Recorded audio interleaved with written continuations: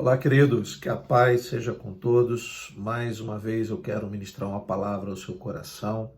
Num dia como esse, que a nossa igreja, por conta das circunstâncias dessa epidemia, está impedida de abrir suas portas, impedida no bom sentido, na segurança dos irmãos. A nossa igreja estará hoje, quinta-feira, de portas fechadas, mas eu vou aconselhar você a acompanhar aí os louvores que serão enviados e, acima de tudo, prestar muita atenção na palavra, o que Deus tem para nós nesse dia. Quero ler um texto com você que se encontra na carta do apóstolo Paulo aos Colossenses, capítulo 1, versículo 13, diz assim a palavra do Senhor. Ele nos libertou do poder das trevas e nos transportou para o reino do seu Filho amado, em quem temos a redenção, a remissão dos pecados. Ele é a imagem do Deus invisível, o primogênito de toda a criação, pois nele foram criadas todas as coisas, nos céus e sobre a terra, as visíveis e as invisíveis, sejam tronos, sejam soberanias, quer principados, quer potestades. Tudo foi criado por meio dele e para ele. Ele é antes de todas as coisas. Nele, tudo subsiste. Ele é o cabeça do corpo, que é a igreja. Ele é o princípio, o primogênito dentre os mortos, para ter a primazia em todas as coisas.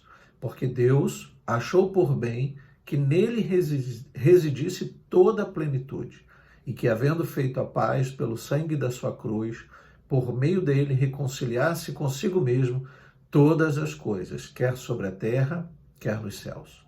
E vocês, que no passado eram estranhos e inimigos no entendimento pelas obras más que praticavam, agora, porém, ele os reconciliou no corpo da sua carne, mediante a sua morte, para apresentá-los diante dele santos, inculpáveis e irrepreensíveis. Se é que vocês permanecem na fé, alicerçados e firmes, não deixando afastar da esperança, não se deixando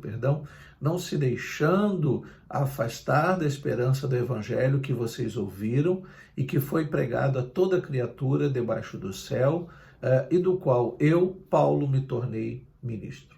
Vamos orar por esta palavra. Feche seus olhos. Querido Deus e eterno Pai, nós te louvamos, nós te agradecemos pelo privilégio de ler a tua palavra, de ouvir a tua voz nesse dia. Fala conosco, Pai. Fala aos corações que estarão, Senhor, emprestando os sentidos para que o Senhor fale, para que o Senhor coloque uma palavra de ordem, de conforto, de paz, que teu Santo Espírito nos dê sabedoria para compreendermos a tua vontade. Em nome de Jesus nós oramos. Amém e amém. Então, queridos, nós podemos começar esta breve reflexão meditando nesse texto através da pessoa de quem o escreve. Estamos falando do apóstolo Paulo, que é um homem que precisou ser transformado pela graça de Deus. Ele fala de libertação do poder das trevas, não é? No princípio da sua carta, desse texto que nós lemos. Então, por falar de uma libertação do poder das trevas, nós vamos compreender, lendo a história de Paulo, que ele fala de uma profunda ignorância espiritual que ele está experimentando. Suas convicções anteriores não puderam ser continuadas, ou seja, ele percebeu o quanto ele estava equivocado, ou poderíamos usar o termo errado no seu entendimento. Paulo é nascido, criado e ensinado num lar judeu, estritamente religioso. Ele viveu a sua fé. Ele não apenas escrevia, não é? Eu tenho uma fé, minha religião, minha crença, não. Ele vivia isso. E aquilo que ele foi ensinado desde criança era toda a sua convicção de vida e de fé, até que a verdade lhe foi revelada. Você conhece bem a história do apóstolo Paulo. Ele, a caminho de Damasco, quando ia perseguir os cristãos, ele teve um encontro real com Jesus. É um texto lindíssimo que está lá no livro de Atos, capítulo 9. Não necessariamente Paulo vivia de uma mentira, não podemos afirmar desta forma, não podemos trazer esse entendimento, mas uma falsa esperança, diria eu. precisou que, ao se encontrar com Jesus, as escamas dos seus olhos caíssem. Sua visão de reino, ela foi aprimorada de modo que a sua fé passou a ser, então, uma fé experimentada, revelada, vivida, trazida diretamente pela ação de Deus, através do Espírito Santo, a partir daquele encontro com Jesus. Esse é um pensamento que precisa nos incomodar. Nós precisamos, vez por outra, nos fazer essa pergunta: o quanto estamos indo na direção certa? O que nos garante que vamos alcançar o alvo? E aí o que eu estou chamando de alvo é, após o findar da nossa história de vida, o quanto estaremos desfrutando de uma vida eterna na presença do Senhor, não é? Em toda a nossa convicção de fé, o quanto estaremos salvos, o quanto experimentaremos da salvação. Paulo, depois de muito acreditar na religião, ok, ele precisou reaprender. E veja que o que eu chamo de religião era uma convicção de fé que Paulo tinha, mas que ele precisou reaprender, ele precisou começar do zero, tudo novamente, ele precisou entender os princípios de uma caminhada com Cristo, precisou emprestar o seu entendimento para que Cristo ensinasse, ele precisou passar por esse estágio de aprendizado, ou seja, ele precisou reaprender, e depois que ele reaprendeu, ele se revestiu desta mesma fé que agora estava dando a ele o caminho. Era hora do velho Paulo, do velho homem ficar para trás. Eis que tudo se fazia novo de verdade na vida do apóstolo Paulo, que até então, antes de conhecer Cristo, a história nos diz que se chamava Saulo e que passou a ser apelidado ou chamado de Paulo a partir desta conversão. Então, conhecer Jesus foi a maior chance que Paulo teve para seguir o caminho certo. Isso é muito importante dizer. O Senhor estava dando-lhe também, além da oportunidade dele conhecer a verdade, de escolher a verdade, ele não foi induzido ou obrigado a seguir o caminho, mas ele fez uma opção de seguir o caminho e teve também a oportunidade, o privilégio de ajudar os seus irmãos. Daí lermos uma carta do apóstolo Paulo aconselhando aos colossenses, a igreja de Colosso. Então, mas como acreditariam nele, né? Como eles poderiam dar crédito agora, depois de tudo que ele fez de errado em sua vida? Talvez você já tenha se perguntado isso, você que já mudou de religião, você que tem agora uma fé em Jesus Cristo. Como as pessoas vão acreditar em você depois de tantas coisas erradas que você já fez? Como agora vão parar para ouvir o que você tem a dizer sobre Jesus Cristo? Logicamente, através de uma verdadeira conversão. Estamos falando de um encontro real com o Criador. Um novo Paulo estava nascendo, agora transformado. E através dessa transformação que Paulo experimentou, ele pôde também orientar os seus irmãos. Veja que o que eu disse, ele não está pregando mais uma religião ou apostando numa religião. Ele está anunciando Cristo, Cristo Salvador. Daí, vamos ler aqui no versículo 13, que já foi lido no início, o que ele está dizendo. Ele, se dirigindo ou se referindo a Cristo, ele nos libertou do poder das trevas e nos transportou para o reino do seu Filho amado. Que coisa linda, falando da ação de Deus. O próprio Deus, no sentido do Criador, trouxe ele do reino das trevas, da ignorância espiritual que ele vivia, do entendimento cego, e deu a ele a revelação plena, trazendo ele para a luz. Veja que Paulo está falando de uma libertação. Ele mesmo experimentou a libertação. Agora, ele está fazendo com que os seus irmãos colossenses se lembrem disso. Né? Ele está incentivando, trazendo à luz esse entendimento. E que somente em Jesus nós temos o quê? O conserto da nossa vida, o aprimoramento da nossa vida para o próprio Deus. Versículo 14, eu vou ler novamente. Em quem temos a redenção, a remissão dos pecados. Ele está falando de Jesus. Somente em Jesus nós temos essa remissão. O que seria remissão de pecados? Um apagar dos pecados, não mais atribuir a nós os nossos pecados, mas nos dá uma experiência de nova vida, uma experiência de uma vida transformada, ou seja, a oportunidade de começarmos novamente de modo correto. E disso, né, os colossenses não podiam se esquecer jamais disso, nós não podemos nos esquecer jamais. Somente em Jesus nós podemos levantar a cabeça e seguir em frente. Assim, o inimigo das nossas almas não poderá mais nos acusar pelos nossos pecados. Veja que em Cristo tudo se faz novo. Nossos erros ficam para trás para virem então os acertos. É uma oportunidade de acertarmos agora nesta caminhada com Cristo. E só podemos dar um passo novo, um novo passo rumo ao futuro, se nós tirarmos um dos pés lá de trás. Isso é uma caminhada, né? Quando você tira um dos pés lá de trás, você projeta ele para frente, então faz assim a sua caminhada. E Paulo anuncia agora aos Colossenses, está nos trazendo essa palavra para os nossos dias, a quem devemos seguir sem medo do futuro. Veja que diante de tantas circunstâncias adversas, agora com esta pandemia, este perigo que assola o nosso país, o nosso mundo, há um medo do futuro, né? As pessoas estão vivendo desesperançosas, preocupadas, desanimadas, entrando muitas em uma depressão emocional que não é compatível com a vida de uma pessoa que está em Cristo.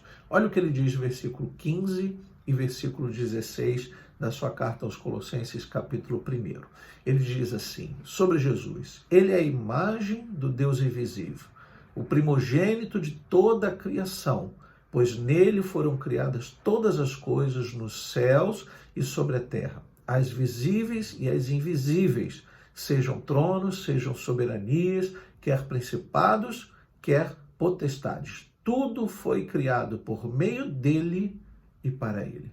Que palavra maravilhosa! Ou seja, nada acontece sem o seu devido conhecimento e permissão. Vejam que o apóstolo Paulo está nos falando sobre esse momento que estamos vivendo, sobre os momentos ruins da nossa história de vida. O que estamos vivendo, essa epidemia, não é da vontade de Deus. Entenda isso. Mas como também não está fora do conhecimento de Deus. Ok? Os nossos dias, eles estão sob os olhares de Deus. Não duvide disso. Deus contempla tudo. A questão é, quando ele olha para nós, ou quando ele olhar para você, quando ele olhar para nós, o que ele encontrará? Veja o que ele diz no versículo 17. Ele é antes de todas as coisas. Ele é, antes que tudo isso acontecesse, já há a existência, já cremos na existência, já cremos na ação de Deus a favor da humanidade, da criação de Deus. A questão é que nós entendemos, por um desvio de conduta através desse livre-arbítrio humano, a Terra se dissolve, a Terra vai se degradando a cada dia, né? Estamos vivendo um mundo fragilizado pela ação do próprio homem em decorrência do seu pecado. Então vou ler de novo o versículo 17. Ele é antes de todas as coisas. Nele tudo subsiste. Glória a Deus. Será que quando Deus olhar para nós vivendo esse momento difícil, encontrará esperança ou desespero total? A igreja, nós que somos igreja, você que é igreja, deve mostrar ao mundo em quem nós depositamos a nossa esperança.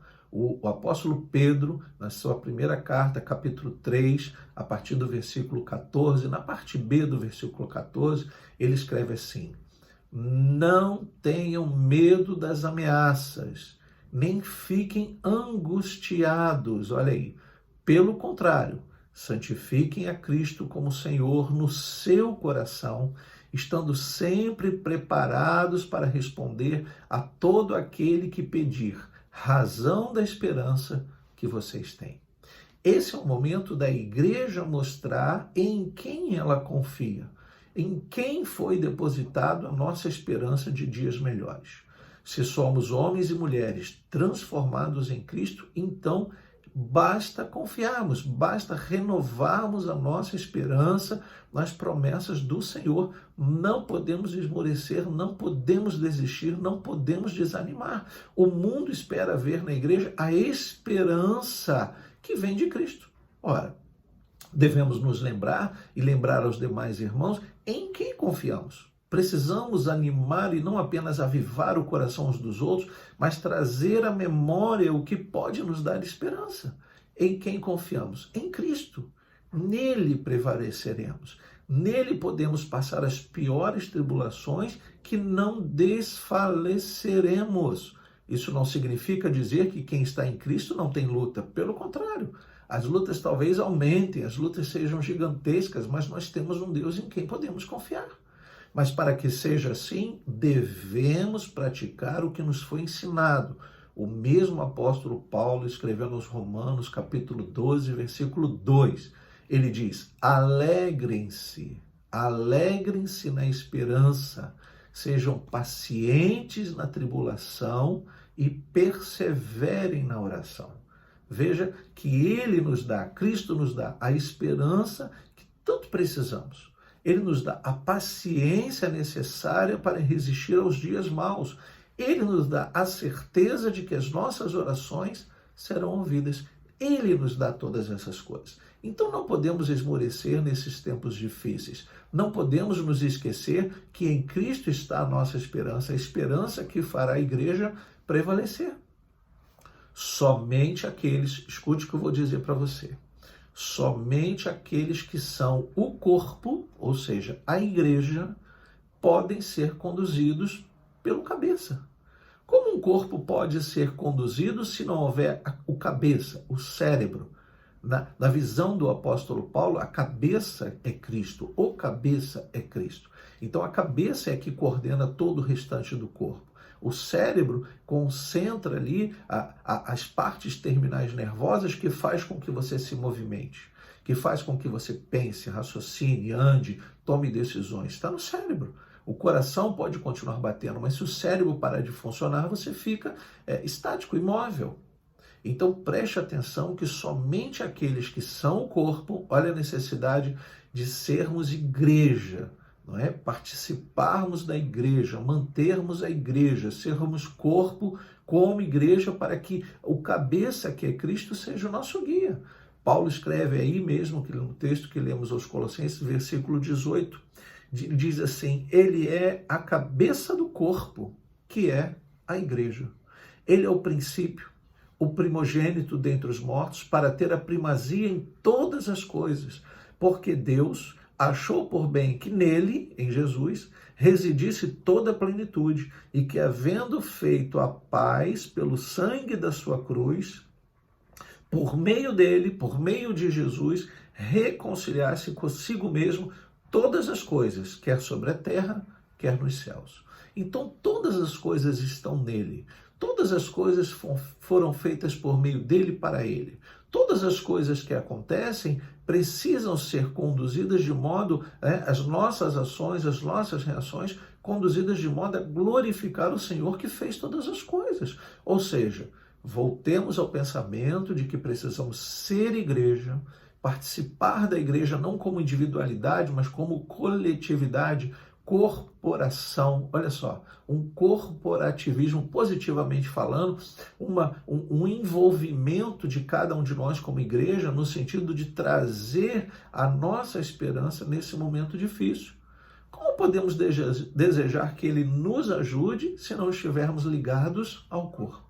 Muitas pessoas no momento de desespero recorrem a Deus, fazem orações, voltam-se para Ele, mas qual a certeza que temos de que Ele nos ouvirá? Ele ouve a igreja. Se você é a igreja, Ele vai te ouvir. Se você se sente, se você participa, se você se envolve como igreja, é lógico que Ele te ouvirá. Mas quando estamos afastados do corpo, podemos estar como membros mortos. Imagina um membro desligado do corpo. Está prestes a morrer ou já morreu. Você já viu algum filme que fala de transplante de órgãos? Você já viu a velocidade que esse órgão precisa chegar no outro corpo? Ele não pode ficar distante do corpo, senão ele começa a necrosar, ele começa a morrer.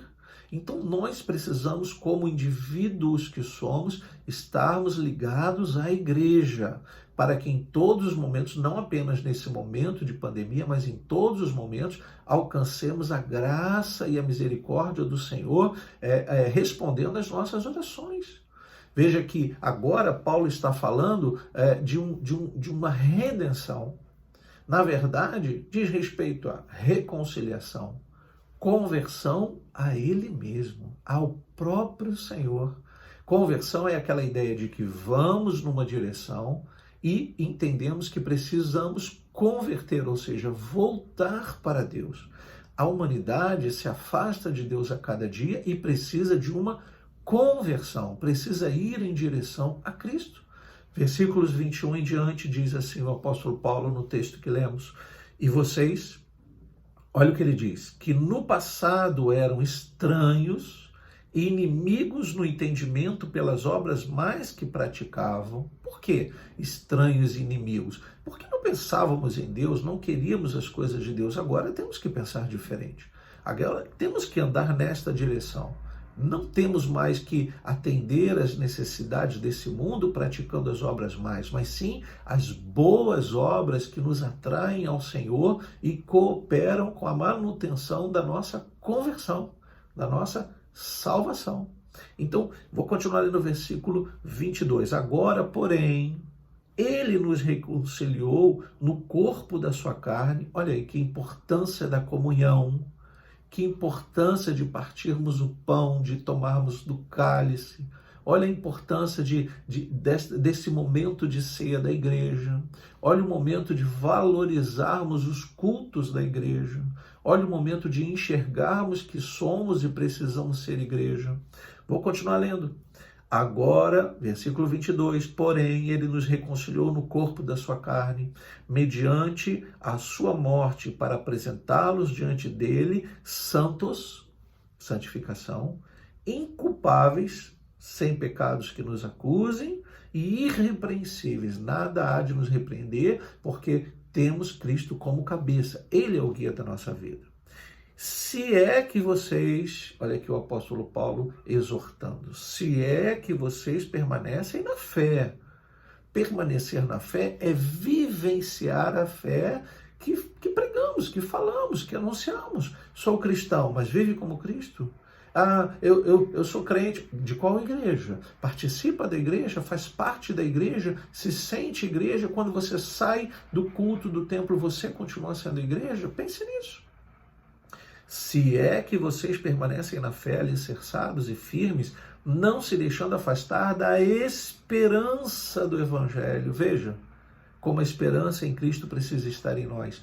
Da esperança do Evangelho que vocês ouviram e que foi pregado a toda criatura debaixo do céu, e do qual eu, Paulo, me tornei ministro. Então Paulo está dizendo, não haverá desculpas para aquele que ouviu a pregação do Evangelho e se esquivaram de ser igreja, que se esconderam. Queridos, precisamos viver como igreja. Nesse momento difícil, ainda mais eu digo, precisamos renovar a nossa esperança em Cristo. O que Paulo escreve aos Colossenses tem tudo a ver com esse nosso momento. Aqueles que estiverem em Cristo, ligados ao corpo, terão esperança e renovação de esperança, manutenção de esperança de dias melhores. Todo o restante, aqueles que não quiserem ouvir a Cristo, não sofrerão castigo maior ou menor, mas eles estarão desesperados por uma solução para os seus problemas, todos os problemas. Quer seja a cura de uma praga, uma doença isolada, a restauração da paz no seu lar, a restauração de um casamento, a libertação de vício, qualquer adversidade a que estamos sujeitos. Somente em Jesus, ligados ao corpo, vivendo em novidade de vida, havemos de ter a esperança necessária para prevalecermos.